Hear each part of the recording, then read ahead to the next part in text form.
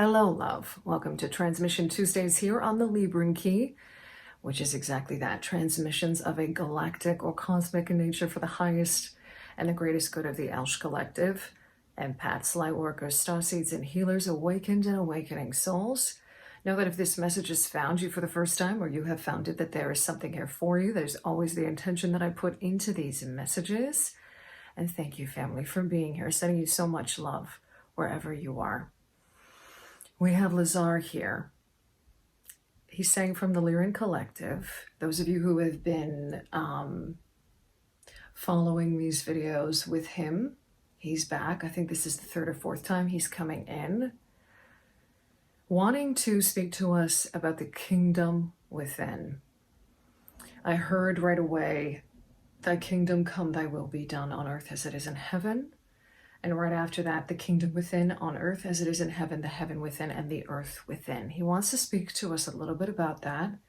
And he's also bringing in this energy again of the golden pyramid, being an energy alchemist, and also the pyramid of protection and the alchemy of light is what I'm hearing. So there's a lot that wants to come through here. Let's see where this goes. That's all I've got so far. I will be popping a card near the end from the Starseed Oracle, and I'm working with Charoite, okay? So right off the bat, connecting with Lyran.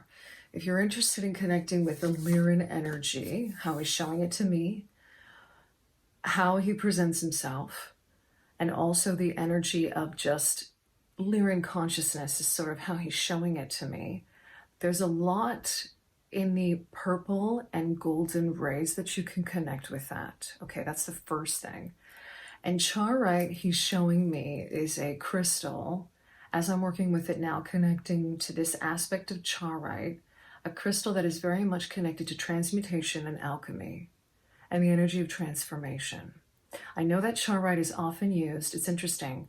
There's an analogy here to malachite that comes up for me with Charoite because it is a crystal that, very much like Archangel Jehudiel and his energy, will kind of push you to get on the right track for your highest and greatest good. And a lot of this, and what he wants to speak to, Lyran, involves us transmuting the so-called negatives in our lives, the things that we have quote-unquote suffered through. And it's interesting because he's connecting it back to this, thy kingdom come, thy will be done on earth as it is in heaven, okay? This kind of energy of,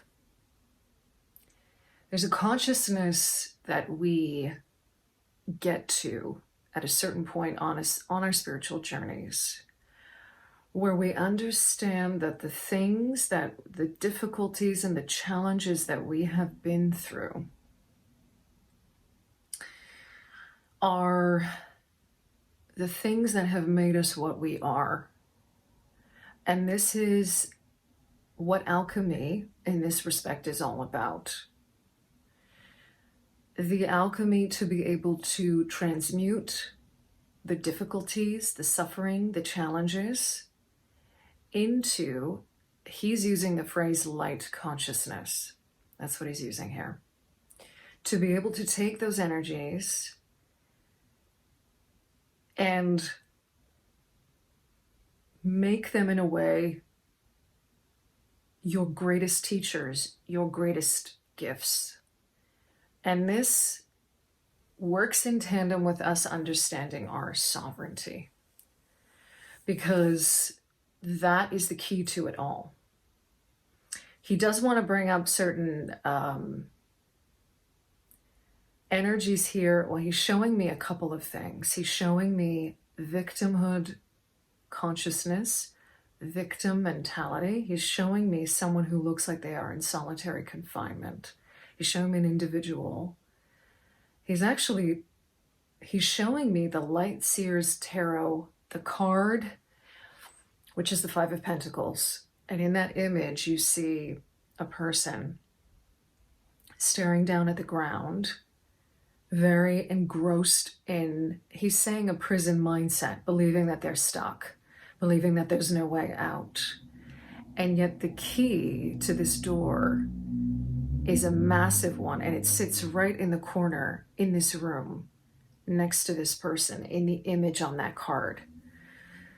And this is what he talks about when he's referring to the kingdom within, okay? And this sort of, thy will be done on earth as it is in heaven. He wants thy will be done to be seen as our own will in this context. Because while there is an energy that we dance with or interact with when it comes to the energies of spirit, of source, the energies that we interact with here on earth, the focus that he really wants to bring forward in this message is our own will, our own sovereignty, our own ability to think a certain way. So part of this is, as always, connected to some form of limiting belief, indoctrination that we've grown up with. Also, he's showing me the energy of regulating the nervous system, of trauma, the kind of collective traumas that we've also endured. He's bringing to mind something that I just, interestingly enough, came across this morning with regard to a war mindset, the collective trauma of war, the war that certain people, souls, individuals, humans have endured firsthand, but how that consciousness also reverberates down our ancestral lines, and that this is another way in which these kind of collective traumas can hold us back from seeing our ability, our own will to transmute those energies.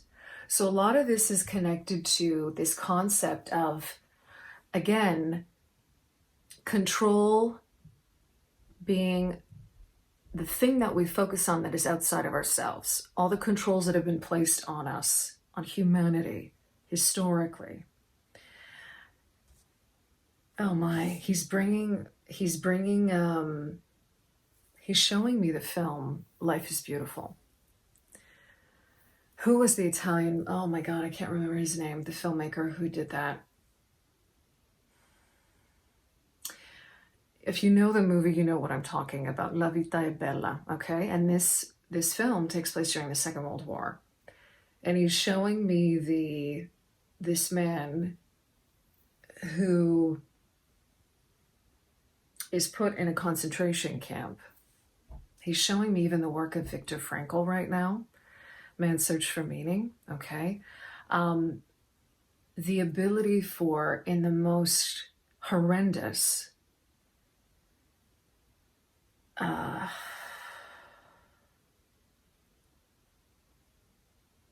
inhumane, he's saying void of love situations, lack of consciousness, like consciousness,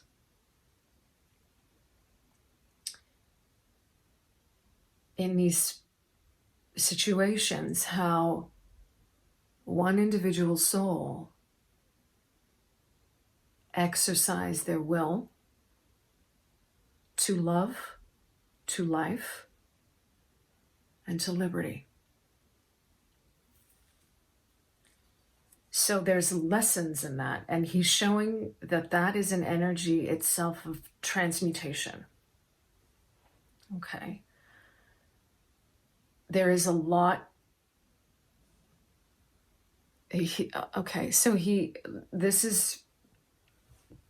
There's something very, because I'm feeling this, and obviously you can feel that coming through here.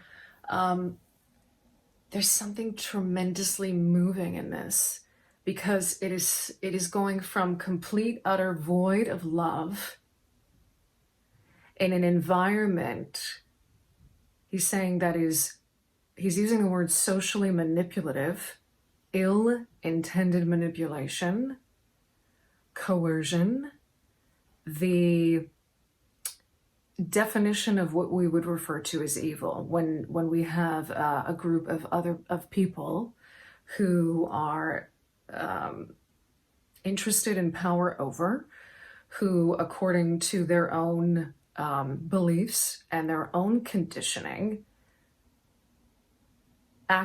play out these atrocious, evil acts on humanity.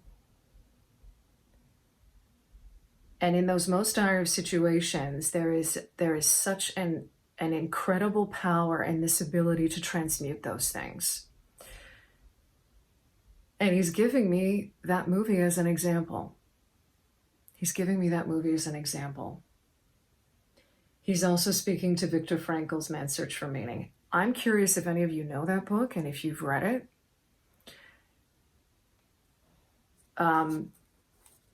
I think that is one of the books that I read in my life that it's interesting. The book, it simultaneously reaffirmed to me a lot of what I felt about what I now understand as sovereignty and the ability of the spirit, the soul, and for lack of a better way of putting it, love, essentially, to overcome the most horrendous of environments and situations, okay? There's really not that much more I think that he's showing me, okay, so one of the ways that he wants us to, this is going to be a bit of a activation is what he's showing me that he wants to bring through. And it's with regard to the golden pyramid that he has introduced with us before. I will link that video here, the first time he came in to speak to that, okay?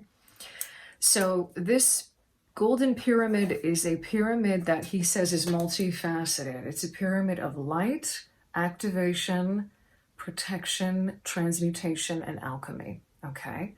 And we're working with golden energy here because essentially golden energy, even though, you know, it's not exactly yellow, which is connected to the solar plexus, it is connected to the will. And it is connected to an energy of alchemy.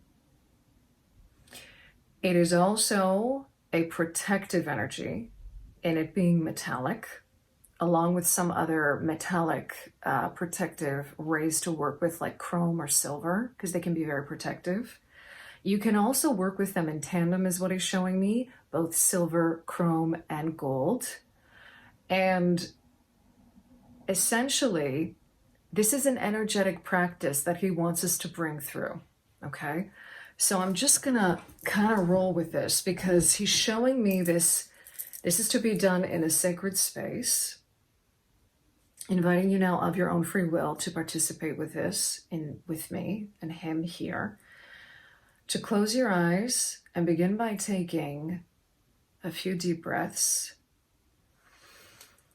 and feeling into wherever your feet, your sit bones, however you're sitting, whether you're in half lotus, cross-legged. He's saying to put one leg in front of the other here, so not to be fully cross-legged, but to feel your legs, your sit bones, your root essentially, and your feet, if you're sitting in a chair, making contact with Mother Earth, with Momma Gaia.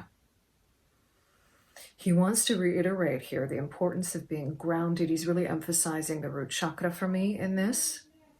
The importance of feeling rooted into place when you do this exercise and feeling centered, because he's now directing me to the solar plexus. Feeling into those two energy centers, he's showing me the sacral chakra almost being held between these two centers, because he wants to also point out here that it's important to regulate the emotional body when we do this kind of alchemy work.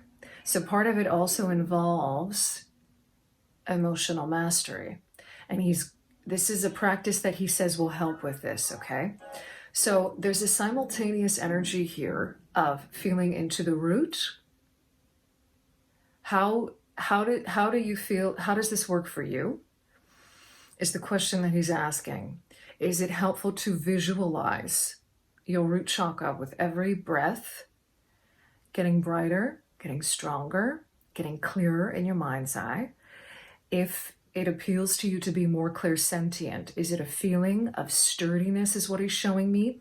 It's interesting because he's showing me an energy here of, I'm seeing like red clay or earth energy. Kind of muddy though, but our feet firmly supported in this sensation, in this earth. It still gives a little, it still bends a little. It's not so rigid that we cannot move with every breath, but we are still able to center and ground ourselves. So feel into that for a moment. What does that feel like to you? What does that look like to you? How do you feel it in your body? Okay, really feeling into that energy in the root. And then work your way up energetically through the sacral in this way to the solar plexus, and then stop at that solar plexus for a moment. And he's showing me the solar plexus inundated with this golden alchemy energy, looking like a sun or a star, right in between our heart and our navel, okay? I'm feeling it more in the diaphragm. How does it feel to you is what he's saying. Feel into that. He's saying there's strength in us having a deep connection with our body when it comes to understanding how these energy processes work. Okay. Now, as we are feeling into this energy, feeling very grounded, feeling centered in our solar plexus, in this will center. Well, it's interesting because it's about feeling well, but also the well here that's connected to this sacral. He's showing me how this is all connected to our life force energy. And that it is really of benefit to us right now, especially. Remember, these messages are timely yet timeless, but right now, especially with the energies at work currently, still kind of reverberating out of this solar eclipse energy and Mercury retrograde, it's very important to feel into this grounding, because he's showing me that this is starting in the body, and it has to do with regulating our nervous system as well, okay? I just learned the term havening. Of course, this is something that I've been doing totally instinctively for a very long time, but there's actually a name for it. Go figure. Where you essentially are feeling into the sensations of your body. One thing that came up for me was like the havening of rubbing your hands together and feeling the contact of your fingers and your hands. Feeling the hand that's touching it, but also the hand that is being touched, really connecting into the sensations of your body in order to ground and center you. Okay. And having done this within a sacred space, within your meditation practice now, imagine essentially what he's showing me. He's placing over me a golden pyramid of energy. This is a golden light pyramid of energy that he is placing right over the middle of it, coming to the middle part of my body, right? And he's showing me actually it's sort of right around the solar plexus sacral area.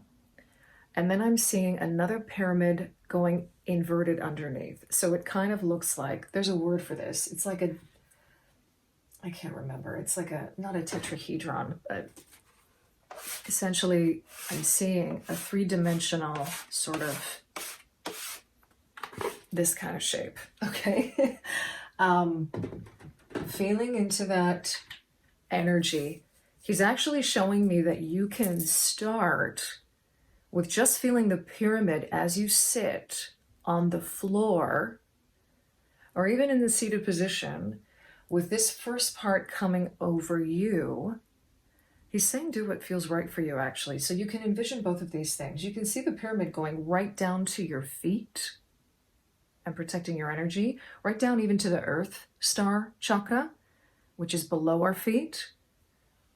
Or you can envision this image here. So he's showing me this shape, and as we breathe, we invigorate this light body, essentially, is what he's saying. Okay? Now, this is an energy that we can begin with. Working with he's showing me both this golden energy in this structure and in this shape, but he's also showing me the purple energy of transmutation, the violet flame. You can also work with that light energy as well to assist you in doing this, and also bringing in the energy of Charoite. Okay, I'm going to pop a card now. He's directing me to kind of close this out. Again,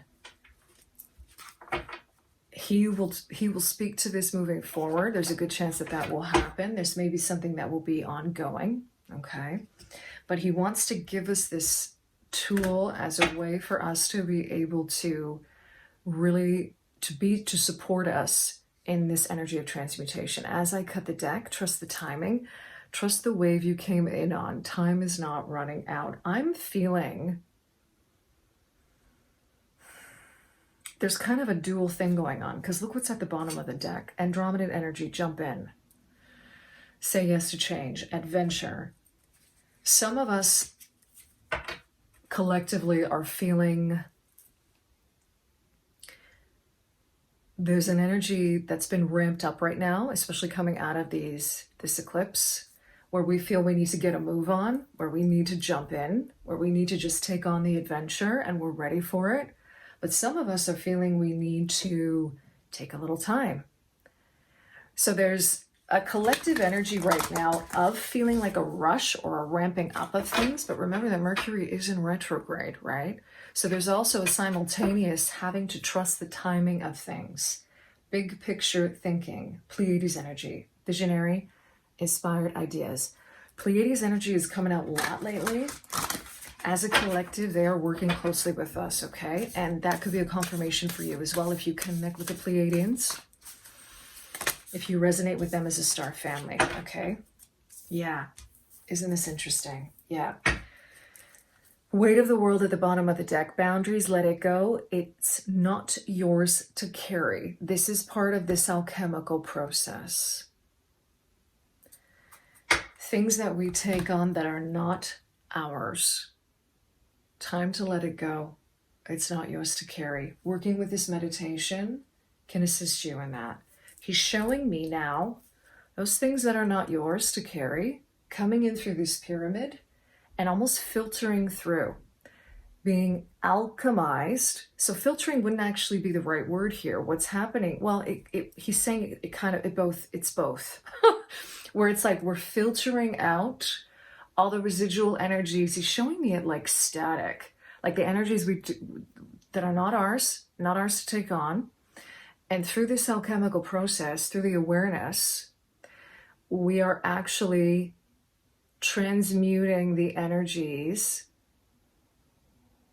into essentially whatever is for our highest and greatest good. So that could be many different things. Transmuting it into love, transmuting into deeper understanding of self, transmuting it into a deeper connection to your body. He's showing me that havening stuff again. So this is going back to nervous system regulation. In tandem with affirmations, in tandem with declaring, I transmute this. I take this energy and I alchemize it. I take whatever's going on right now, this energy. What is it you're feeling? Is it anger? Is it resentment? Is it fill in the blank? Is it a trauma? And working on the energy of transmuting that, of learning the lessons, of taking this energy and making a conscious decision that it will not overcome you. It will not overtake you. There's a lot to be unpacked here with that. And I feel like that's a whole other message, but he wants us to start with his meditation first, okay? Loosen your grip, coping mechanisms, density, addiction, let God in. Loosen your grip. This goes back to trusting the timing, he's saying, and same with perspective. None of this matters. Zoom out, common ground. Okay, so one of the things that he's bringing to mind here is that I think there is a collective energy with all these, with the eclipse happening and all these different kind of energy shifts going on, that some of us might be feeling like, did I miss it? Did I miss it? Because I'm not feeling all amped up. I'm needing time to rest. I don't even know if anything happened. I don't even know how to articulate what's going on. He's saying that's part of the process. Zoom out. He's showing me to look back at how far you've come. And for some of us, we're going to also have experienced times when we look back where we didn't necessarily know what was going on. We couldn't articulate it right away. And then it wasn't until time passed that we were able to. And then it all made sense. This loosen your grip energy is another nod to the feminine, and to really allow this, I'm hearing, allow the density to dissipate. So another way that you can do that is through this process of alchemization. He wants to also reiterate here that connecting with Momma Gaia, this goes back to the feminine, okay? Connecting with the energy of Momma Gaia can help with this. If I'm not mistaken, this was also, he's just reminding me, this was also, okay, this was also the first card that had come out for the first 4 months of the Empath Collective 2024 update. This addiction energy and coping mechanisms is a lot of the old matrixy programming and indoctrination that we've grown up with, that we have come here to transmute and alchemize. It's not about blocking it out. It's about transmuting that energy. It's not about trying to just keep on thinking positive all the time. It's about taking these coping mechanisms, this density, this addiction, these patterns, and allowing God, he's saying, to illuminate through this process of alchemy, through this meditation, how you can go about doing that. And there's a part of it that's connected to our own nervous system regulation, and then there's another part of it that's very much connected to our physical bodies. And this kind of ties into the message that came through for the Feeling Fridays, which I will also link here at 28:05, because it had to do with